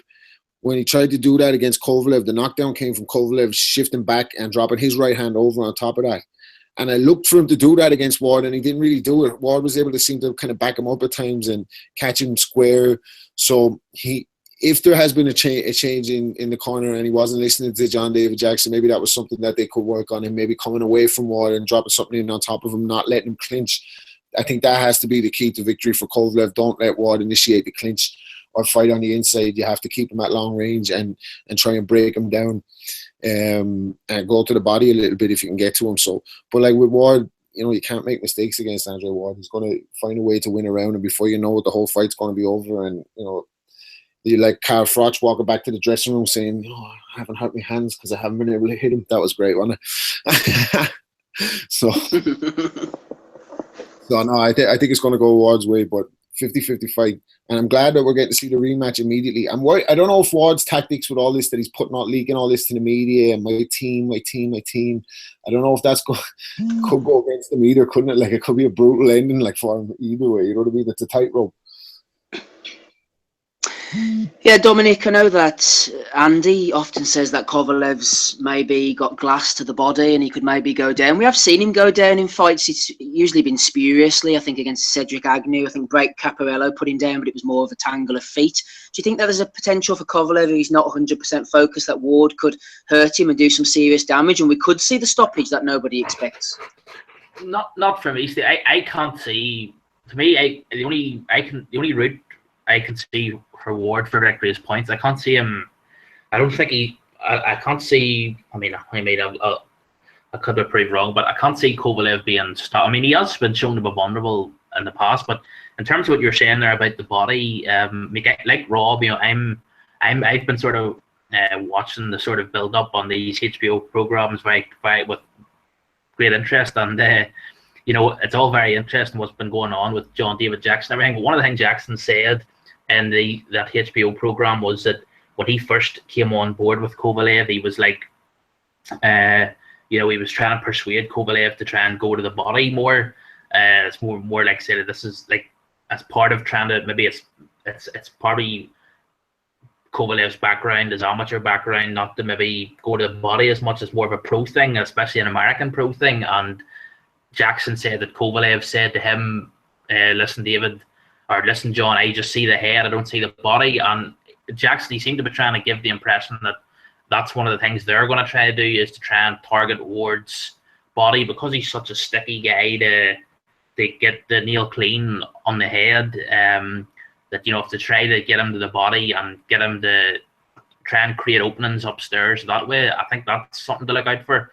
But I mean, like, I'm not going to offer any, you know, detailed, like Smith, I'm not going to offer any sort of detailed technical breakdown, but just a few observations. Like, I mean, it's the one thing that I was alarmed to hear about in all this talking about Kovalev saying that, you know, he was gassing after 4 or 5 rounds in the first fight, and, you know, he was looking for the big punch too much, and that, you know, his conditioning, that for this camp they've brought in like a specialized conditioner. Well, to me, that sort of admission raised alarm bells, because, you know, at this level, a fighter operating at that level, why wasn't that aspect looked at before the first fight? In fact, why wasn't it looked at ages ago? I mean, that should have been, you know, it's surprising sometimes when you hear about these fighters operating at this sort of level that they say these sort of things, and you sort of think, like, the Gale said something similar, I think, before the Body Jack fight. He said that previously he just relied on Jim McDonnell to do all the conditioning work, and then he brought in like a sort of bespoke conditioner. And it was sort of raised alarm bells for me that Kovalev, that's what they were saying. But to me, although I want Kovalev to win, because I think Ward's admittedly he's a brilliant fighter, he is a twat, but I can't, you know, I want Kovalev to win, but, you know, I'd probably say towards Ward again. I think all this talk coming from Kovalev's camp, it sounds like they're clutching at excuses, you know, for what happened in the first fight. But yeah, I would probably, I mean, so everyone said Kovalev, he does have the ability to put someone away at any time in a fight, but you probably have to go for Ward on maybe slightly wider points. I mean, points decision. I had the first fight. Did you say, Steve, that you had it 116, 111 to Ward? Kovalev, yeah. But I had the first fight 112 to Kovalev, and well, that's 7 rounds to 5 plus the knockdown. And even if you made it 6 rounds apiece, you know, it would have been 114, 113 to Kovalev with the knockdown. But I think Ward, I'll go with Ward. I want them to lose because I can't stand him, but he's such a sanctimonious tool. Jesus, it does my head in. Yeah, 116, 111. I had the first one to Kovalev. Is that what I said? Yeah, that's yeah, including the knockdown. Yeah, that's right. Yeah. Yeah, so that's like 116, 8 rounds to 4. Yeah. Yeah. We had a question in from George Ross. We've pretty much covered it. He said, if Ward starts from round 1 on the body, can any of you guys see him dropping Kovalev? We've discussed the fact that Kovalev could go down. Joe, how do you see it? The first fight, Kovalev, he has a lovely jab when he wants to use it, but he stopped throwing it. Whether he stopped throwing it or whether Ward stopped him from throwing it is open to debate. How did you see the first fight, Joe? Do you think that Ward shut Kovalev down after a rocky start, including the knockdown, and managed to box his way back into it enough to get the decision? I don't remember my exact scorecard, but I did. I think I had Kovalev winning by 1 or 2.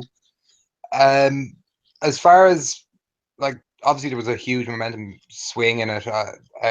Obviously everyone had Kovalev winning the first couple, especially with the knockdown, and then Ward came back into it. I was interested. I think I watched the same HBO documentary as Meadow about, with Kovalev saying how he was gone after about 5 or 6 rounds. I'm just wondering how much that's going to actually play in his approach, because if in any way Kovalev is coming in any way sort of tentative, maybe with that in the back of his mind, especially with Ward's body shots as well, if he's taking in any way sort of tentative approach, that I can just see Ward getting an early enough lead and just building on it. And in general, like rematches that were close points in the first fight, it's generally wider for the boxer in the second fight. That there's the argument that in the first fight Ward had almost figured him out past 6 and 7, and what's going to change. Sort of, obviously not to the same degree, but I'm not comparing the boxers in any way, but there's sort of similarities to Mayweather Maidana. I don't know how you would you agree with that?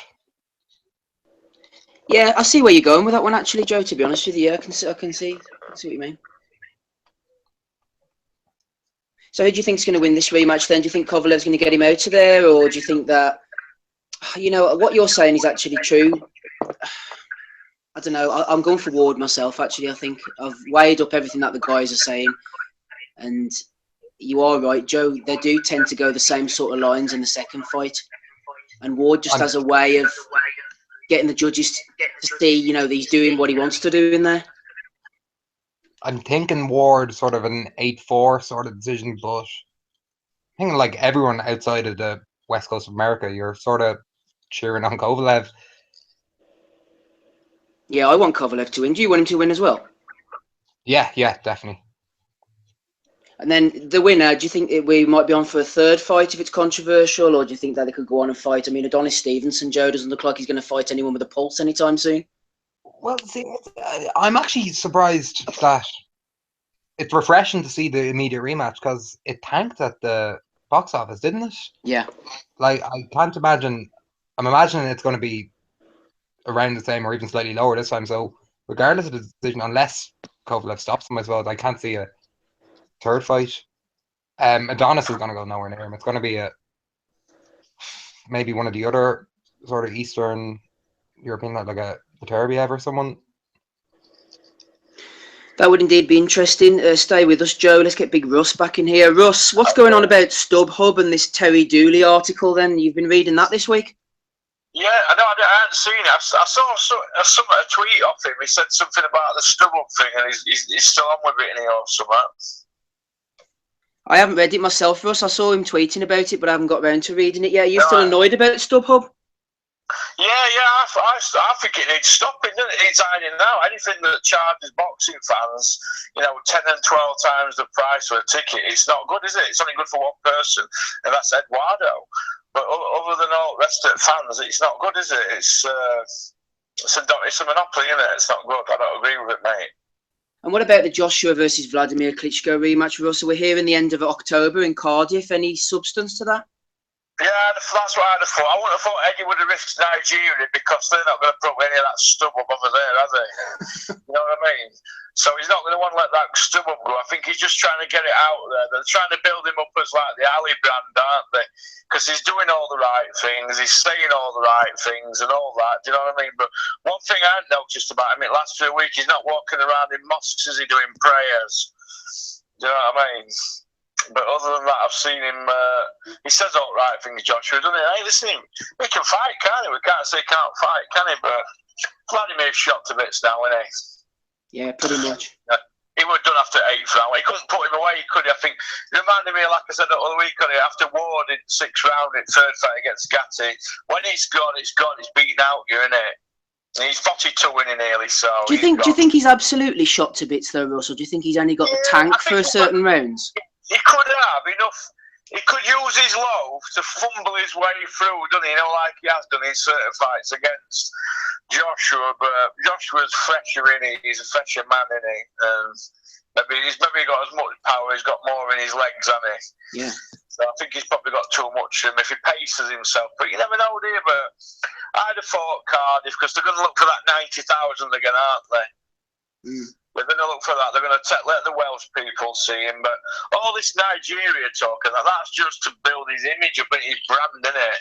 Brand him and that. It's all, like I said, they're saying all right things. They've got all right people around him. And he's signing people now. When Joshua, I wonder how Eddie feels about that.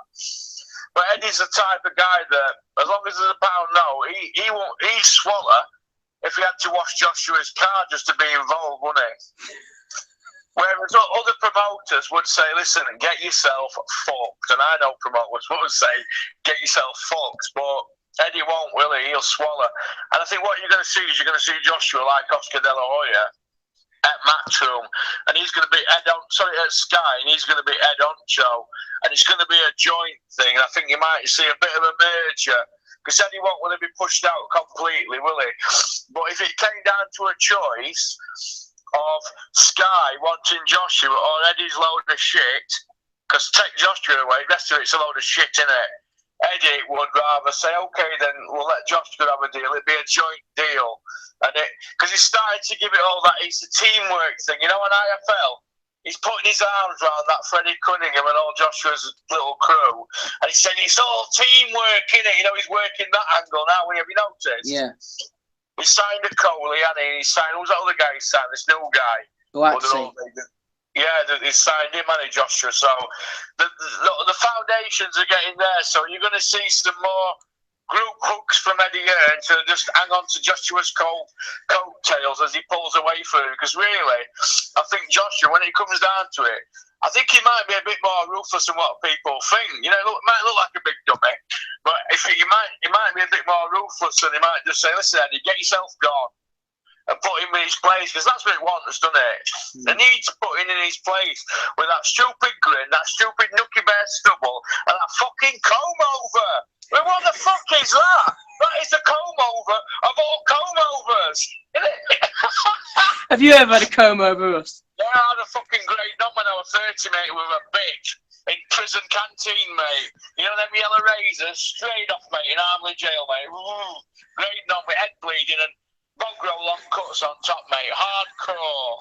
Yeah, Russ, you love a bit of beef, right? What about Derry Matthews and Sean Dodd? Do you think it's genuine beef? Fucking hellfire, man. Fucking Mashadon. Town and smashed him to fucking bits. He's no good.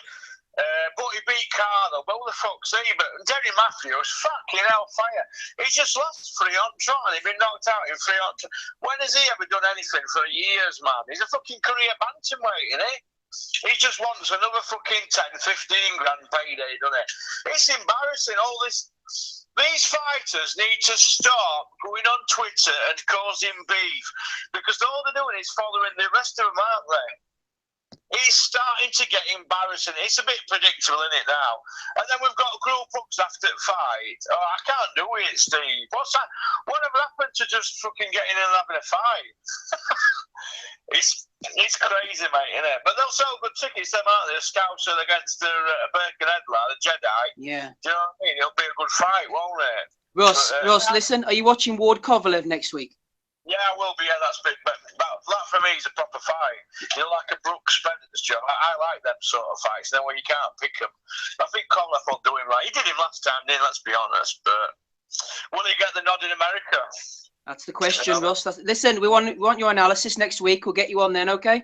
No problem. Can you take care, Steve? Cheers. See you later. All the best, good chap. There's Big Russ. Rob, are you back with us? Don't think we got Rob back. What about you, Smido? Bit of Rigondeaux on the undercard before we get out to here. Just is that happening? Is it the Rigondeaux? as far as I know, it is. Unless anyone knows different, he's supposed to be in against. Is it Flores? Let me have a look. Moises Flores. Yep. We've seen him before, haven't we, Flores? Who's he for? Oh, Flores. Let me think. I just got his record up. He's fought Escandon. Nobody of great note. He beat Paulus Ambunda in his last fight, Smido. I don't recall seeing him. Yeah, excellent. I don't know, mate, to be honest. I was watching, you know, this Love Island's been on, Steve, on ITV too. I don't know whether you've been watching it. I certainly haven't. But when she's got it on, I've been watching some boxing. And the Nito Donaire versus Guillermo Rigondeaux was one of the fights that I've never, ever watched. and I watched it the other day, Tuesday night, I think I watched it. Monday, I watched Sergio Martinez against Paul Williams, both fights. Enjoyed that.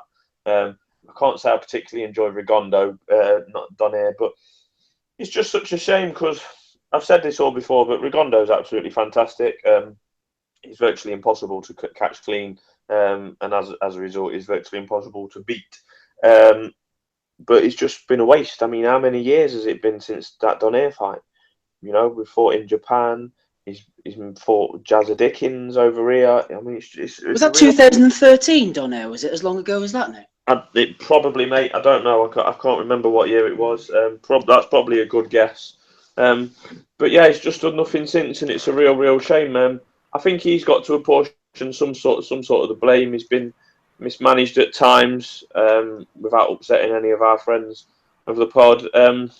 But yeah, hopefully he's back this weekend and the fight goes ahead and he bashes someone up and then he can get another one. But all that I fancy that will happen is he'll come on, he'll look reasonably boring, he'll get a bit of a stick from Dan Rafael again, and then we won't see him in America for another 3 years. It's just a shame. I mean, the man's probably 50 anyway already. He's going to be fighting into his 60s, this lad, and still not getting paydays. I just want to see him fight more, Steve. That's all. Yeah, no, I agree with you, and really put the foot down to me though when he does fight as well would be nice. Yeah, absolutely. Because he's had a couple of chances, but he's had a couple of chances, but he's, like you say, he's not put his foot down. I mean, surely, I know there's a language barrier, but surely he would have, had some of it translated to him about the impact and talk after the Donaire fight. It's not difficult. He's that damn good anyway that he could change his style a little bit to be a little bit more aggressive. I don't know. I just want to see him look good. I want to see him more often, and I want to see him looking good. Rob Smido is exasperated about Guillermo Rigondeaux's fighting this weekend. Do you think there's still time for the wee man to hit the big time, so to speak? I love Rigondeaux. Love him. I was one of the ones that said he beat Donaire at the time. I just think he's such a fantastic. I remember watching him against Tion Kennedy, and he rehearsed the shots. I saw Burnett doing shades of it last night. He did the 1-2-3, shadow boxed it, and then hit the guy with the exact same combination like a fraction of a second later. And I thought, this guy is unbelievable. I already knew who he was from his amateur pedigree, but I think we can go over the top criticizing the likes of the Cuban fighters like Rigondeaux and Gamboa and Ortiz and these guys, because look at how are these guys supposed to understand a business when where they come from there's no such thing as business, you know what I mean? They come from the harshest communist background, what they've had to go through just to become the amateur stars that they had. Like, these guys were trying to defect like some kind of Minority Report escape, Jason Bourne shit, jumping through airports and all, like an escape on boats, like what they've had to go through. So they don't know the business of the sport. They're not shrewd. They're not coming up in the era of the promoter. And these promoters are not necessarily, although a lot of them are trying to help them, they're trying to get paid off the back of them. So they don't know a different style other than the style that they've spent their whole lives perfecting. And it works easily when beating the elite fighters in the world. So and that's all played a part in Rigondeaux becoming one of the most avoided guys ever, who's made a load of bad business decisions like a million other boxers, but it's affected his kind of his legacy, because he hasn't, apart from Donaire, he hasn't had his legacy defining fight, and in the like Becco fights and like that, he hasn't done himself any favors. But I mean, he should be for the likes of Dan Rafael to criticize Guillermo Rigondeaux after what he's been through compared to what he's been through. For him to even for them to just dismiss him like that is an absolute travesty. And if we're talking about growing the sport and building the sport for the future, there should be more focus on guys like Rigondeaux. Because it's okay, Lomachenko's getting the shine, but Rigondeaux should get equal shine for his talent and skill, because he is absolutely unbelievable. Were you going to say something, Smido? No, I didn't want to. I didn't want to sound like I'm hating on Rigondeaux. I'm not. I think. No, I mean, like, just in general, like, you know what I mean, like Rafael and them. I wasn't saying you, Smido. Yeah. No, I agree with that. I mean, there was a fighter that I was comparing Rigondeaux to, but I forgot now. But he just got dismissed so badly off that one fight. I mean, it's not my cup of tea. As I openly admit, I want to see people getting knocked out and beating shit out of each other. I don't really appreciate the sweet science as much as others, and that don't make me right, by the way. But yeah, it's just a shame that they've not taken to him, and it's a shame really that one fat idiot who works for ESPN can seem to have so much. His opinion means so much, because we've not seen Rigondeaux back in America since that fight, have we properly? So, like I say, he's not helped himself at times, but I think he's fantastic. But I also think, due to his age, we've missed him. He's gone. It's such a shame. It is a shame. Dominic, any brief comments on Mr. Rigo, someone we were hoping might be over here to fight Frampton? Didn't quite work out, unfortunately. Should have happened. Yeah, it should have happened, but I think we Barry, just like he swerved the professor, he gave Guillermo a wide berth. But they were saying the nerve fight, that was April 2013. Right. So yeah, it's over 4 years ago. But I mean, it's a strange one. He's a unique fighters like that. They don't come along. People like him and Lomachenko, they come along, maybe once every 20, 30. Like, they're totally unique. But it's a pity what's happened. I mean, that guy is spokesman. That guy that does his Twitter is a funny guy. He's a big, big guy. You see him on the interviews sometimes. Yeah, he's a character. Funny guy, but it's disappointing. It's very disappointing. Who is there at Super Bantam? There's no real big fights at Super Bantam now, is there? Who is there at that weight? You've got Randy. You've got the guy who's in Vargas. Vargas who beat McDonald, isn't it?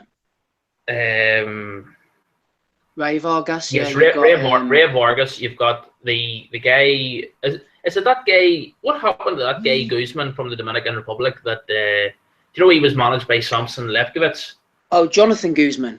Yes, because I remember at the Frampton Kiko weigh-in in 2014, I remember speaking to your man Samson at the weigh-in and asked him about him. Now, he went on and didn't he beat Hasegawa?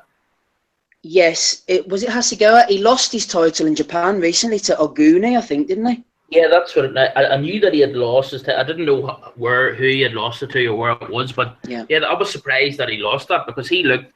But he beat the crap out of me. Hasegawa subsequently retired, but there was him, and who else was there? There was the guy who's in Mick Conlon's stable. The guy. Oh, Jesse Magdaleno. Yes, Jesse Magdaleno. He's the WBO champion, and he beat Donaire, didn't he? That's right. Yeah, he beat Donaire. So he could. Bob Arm, after he beat Donaire, Bob Arm didn't want to give him any other chances, because Bob Arm was so infuriated that one of his biggest stars had been basically damaged beyond beyond repair. That was Donaire knocked off his perch, and he never really recovered to be the star that he was before that. And Arm was just Arm sort of same sort of theme as Don Raphael, just resolved never to give the guy any more chances. But I mean, I agree with the guy, what Rob's saying there about these guys are coming from a background in Cuba where the outside world, the sort of capitalist world, has sort of been, it's alien to them. They don't have a clue about marketing and promoting yourself and all these sort of things that like what Floyd Mayweather did with his career after he split with Bob Arm, and that sort of thing that Arm sort of in later years, latterly, he sort of admitted that Mayweather actually was a genius in terms of the demographic that he appealed to promote himself, that sort of young urban black demographic that Arm didn't think was possible. And people like Rigondeaux, they don't have that sort of savvy to sort of understand how to make themselves big, and so to speak. But yeah, he's one of these guys. They're the Cuban school. They sort of think like the best example is obviously, it's the worst example as well, the Agbeko fight, where they think that by taking risks to make themselves look more exciting, they feel that by taking risks they're giving their opponents a chance, and their school of boxing is like, you don't take those risks, and because you're giving your opponent a chance. But Yeah, he must be. It'll be interesting to see what happens. Whether his career just peters out, because whether he'll eventually retire, or whether it'll just sort of sag on and irrelevance. But yeah, it's a great shame. Joe, just if you want to have a word on Rigondeaux, feel free. While we're talking about Donaire, actually, Donaire's name was mentioned last night. They could do a lot worse than drafting him in for Carl Frampton as a possible opponent at the SSE Arena at the end of next month if we are being led down the right path. Yeah, I noticed you said SSE Arena there. Eddie, in the press conference afterwards, let slip allegedly that the fight is not going to be in the Windsor Park Football Stadium, that it's going to be in the SSE Arena. I know some other the writers there are like near 100% confident that it is actually the Windsor Park Stadium. I suppose we'll find out in a couple of days. The opponent, yeah, Donaire actually hadn't been name dropped by Frampton himself, but he just seems like the most logical. Like the names I'm hearing bandied about now, I think is it Brian Vasquez? Yeah, that's who I think it might be, Joe, to be honest. He was calling Frampton out, and I think he's quite highly ranked in one of the organisations, maybe the WBA or something. Yeah, and that's a super featherweight, isn't it? That's a super feather, exactly. That's the thing. Frampton has been ranked by the WBA at super featherweight, so it's a whole lot of movement needed for that type of fight to come off. Yeah, it's not like, I know you'll laugh at me, but to sell a fight like without putting a promoter hat on or something, but you'd almost want someone like Kid Galahad or something like that, like that you can get some sort of press out of. Like if you're having a Costa Rican that no one has heard of, like you can sell that, it's an eliminator for a world title, but we've like, you don't know, is it going to be a final? Like we've had it before with Frampton had like, I think Parody was meant to be an eliminator for a world title as well, and then obviously Cazares happened after that. That like eliminator has been diluted so much that I don't think people see it and they're like, yeah, but it doesn't, like, sure, Dylan White against Derek Chisora was technically eliminator because they were both ranked in the top 15. Yeah, I can't imagine, like, well, I sadly I can't imagine it's going to be someone like that, and it's going to be very underwhelming. Smido, just a quick word from you from an objectives standpoint on Frampton. Super featherweight would be a little bit too small for that, wouldn't he? What type of name of an opponent would you like to see in with Frampton, Smido? Steve, I hadn't even looked at it, to be honest. I really haven't. He needs someone. What is it? Are we saying it's going to be announced this week? And what's the date in mind? July the 9th? 29th. 29th. Yeah. So I mean, this far out, if they're announcing this week, it needs to be a proper opponent. And to be honest, I trust that they will do it, rather than the matchroom bullshit that we end up with after a loss, after one of their main fighters has had a loss. I haven't looked at any names, Steve, but I trust him to deliver a decent one, to be fair, because he wants to get straight back in there. And if he starts having fights that are going to damage his credibility by fighting a no one, I don't think you can get away with that in Belfast, frankly, and you certainly can't get away with it of a man at the stage of where he is in his career. We're going on to Bellew of the Week next, Smido, and then we're finishing up. I know that sometimes you jog on, so is there anything else you want to say just before you go? No, we're before my 10 o'clock curfew, Steve, so I'm on board. Let's have it. Oh, excellent stuff. Right, yeah, we shall proceed with Bellew of the Week, and then we'll get the hell out of here. We'll hit about 2 hours, I think, altogether. Not too many Bellews. If you have any, then throw them in, and we'll add them on at the end. First one is from Willie in Oz. He's noticed that Lucas Brown has been thrown into the a new entrant in our pound-for-pound rankings, say AustralianBoxing.com, and Lucas Brown has been installed at number 2. I don't know whether that's the Australian rankings or the world rankings, but I don't know where Lucas Brown is after beating Matt Greer, and I think he wants to win his world title back. Is he a steroid user, isn't he? We just don't know about Lucas Brown, but he's found his way into the top 10 anyway. Headlow sent this one in from Corey Hill. I feel like David Allen is probably the best heavyweight boxer at the moment. Unfortunately, he was robbed in all of his losses, though, said Corey. Kevin Mitchell got involved in the whole political situation this week. Martin Hurry sent this in. Kevin Mitchell, Rob said, the Queen is the only person on planet Earth that can put an end to this, and she can override anything if she wants. Needed now. Yeah. Her, Tony Bellew, and Billy Joe Saunders. It's a match made in heaven, isn't it? All those minds together. Definitely. Holy God. Kevin Mitchell must have took some lumps. You know what I mean? He must be starting to show the signs now. He starts shaking or something in the wrist next. Somebody get the Pope on board too, and we sort this all out. Nomination for Lewis Campbell. He said, I can't even see WARD-KOVALEV beating Anthony Yarde. He's that good. He plays with people in the ring. Frank, get him some real competition. Oh, that's good. Yarde gets a few Smido Bellew of the week. So I remember someone ages ago said that he was going to end up top 10 pound for pound. Yeah, he might be in the Southern Area title pound for pound ranking. The Australian boxing pound for pound with Lucas Brown. Yeah. Neil Thomas has nominated this whole thread. I can't really read it out because I haven't got the screenshots. Billy Nelson and Eddie Hearn. It was quite bizarre. I don't know what on earth they were arguing over. Chris Blackman has sent this in from Anthony Fowler. He was arguing with someone about Chris Eubank. Apparently Eubank is an animal. Fowler fancies it though. I wouldn't fancy your chances, Anthony, to be honest with you. Danny Flexon sends in a few to me these days. Regarding Bradley Skeet and Manny Pacquiao, Adam Cope jumped in and said, Skeet is all wrong for Pacquiao. I think he stands a good chance now. Pacquiao's an old man. Yeah. Okay, then. Yep, all right. Frankie Gavin was involved in one. He was dropping in your mom jokes against somebody. Ben Thorne sent this one in. Frankie's a bit of a car crash on Twitter, isn't he? Sean Stevenson has sent in Corey Hill again. And I'm starting to get a bit suspicious about this Corey Hill. Could be a troll account. He said, I respect Muhammad Ali. I think he truly was one of the greatest boxers of all time. Saying that, Lucas Brown finishes him inside 3 rounds.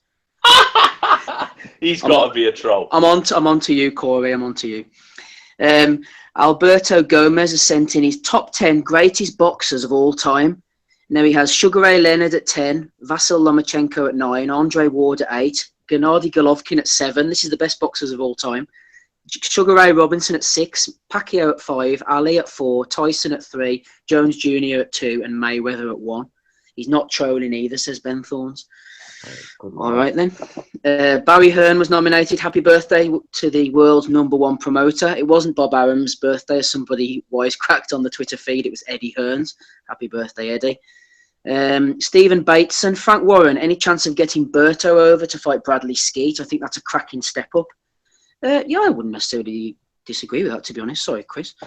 Let me have a look. Oh yeah, someone's talking about Anthony Yarde again. The bullshit is flowing. Michael Opong says he's got a little bit of Floyd Mayweather in him and Pernell Whitaker moves, which is a good thing. All he needs to do is learn how to make adjustments. Then he will be very good. That may this Yarde's going to be some fighter, Smido, when he gets going. Oh, it's going to be amazing. Matthew Skelton sent this one in for the guy who tweeted about an illegal stream for Horn against Pacquiao and tweeted in Top Rank Boxing. They repeated, "You're not very bright, tagging us into this illegal stream." Reported. I wonder if it's Liam who comes on the pod sometimes. Billy Joe Saunders, I have a good team. I will fight the next best fighters in UK. Any takers? And Richard Gallagher says, Billy, I used to like you. Now you just remind me of Adonis Stevenson and Paul Smith Jr. combined. A bit of a strange combination. Aaron Staples sent that one in. Mark Heffron, Ricky Hatton versus Conor McGregor. I'd love to see that happen, he says. What? No. No thanks. Sam Johnson sent that one in. Foley sent this one in from J-Mac on about Tony Bellew. Don't give a fuck what anyone says about Tony. He was the man at Cruiserweight. I drove from Edinburgh to watch him smash David Hay, and I will again. Mohamed Muller, this was a good one. This time next week, Liverpool will wake up to a new champion. At Paul Smith Jr. # my superhero. Fair enough. And Andy Neal sent this in. Chad Hogan, aka Brian King, was calling someone a gay loyalist. I'm not sure what this was about, but Andy said he deserves a Bellew of the Week nomination nonetheless. Adam, do you have any to add in this week? You, Steve, to be honest. What have I done now? Well, the Brandon Rios incident was pretty bad. That's fine. I'm happy to add myself in there. Dominic, any nominations? Yeah, one for Andy Lee on the last night. I like Andy. He is in general a breath of fresh air compared to who they usually have on there. But he sort of said it's been about a few weeks for him because he said. Remember he said he was expecting Brook to win in a Lacey type performance against Spence, but he said on last night, he said about Burnett, he compared him to, he mentioned Lomachenko in the same breath as him. Like no one should be in the same match in the same breath as that guy. You can't compare him to anyone. Like, but he wasn't making a direct comparison. He just said there was some of the wee things that Burnett did are similar to Lomachenko. I thought it was I wouldn't have done it myself. Like. Nomination for Andy Lee there. Joe's just sent me one in as well.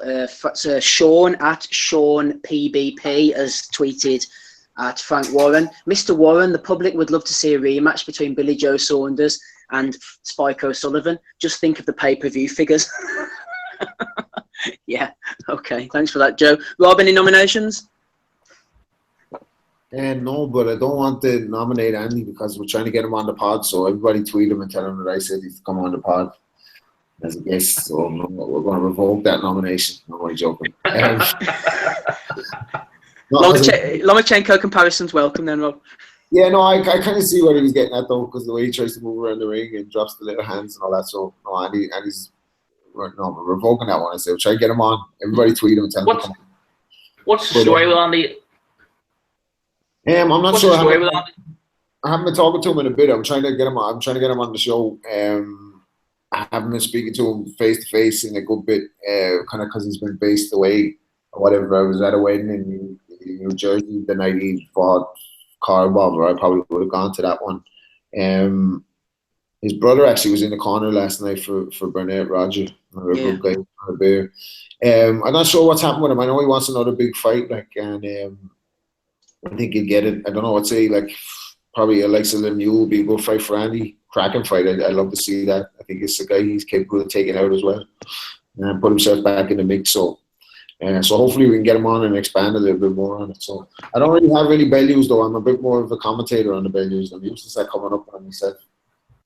Apart from cutting 14 pounds of heroin. Yeah, exactly. That's all the nominations, Rob. While you're unmuted, who do you want to go for? Anyone stood out this week for you? Kevin Mitchell, man. Get him on board. Political commentator Kevin Mitchell. Political commentator. Joe, who are you going for? The value of the week.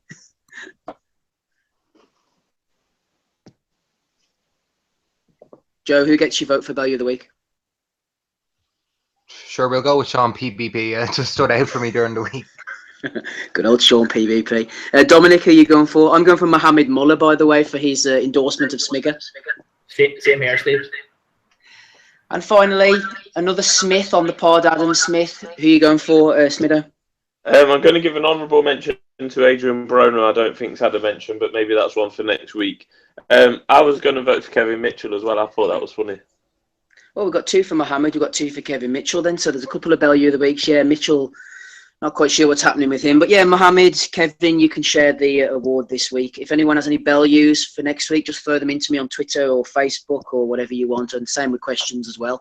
We will be going WARD-KOVALEV. Hopefully Andy will have his ban lifted next week. We'll have to speak to Tommy during the week, see what he wants to do. I was trying to get Tommy on tonight, but I haven't heard anything from him. And try and get Kurt as well. Maybe even get Mr. Spearjab himself on if we can. Anybody else want to throw anything else in before we get out of here for the night? Yeah, free Andy. Free Andy. Hashtag free Andy. Excellent stuff. That was Rob Kelly you heard there. Also, we had Joe from irishboxing.com. Always great to hear from Joe. Dominic was on the call as well. Thanks for coming on, Dominic. Adam Smido Smith, a regular voice. And Big Russ as well was on the call with us. If anyone wants to come on next week, talk a bit of WARD-KOVALEV, a bit of Smigger against Zeuge, then hit us up and we'll get you the Hangout link. In the meantime, guys, we'll speak to you all next week. Thanks for listening. Bye. Peace.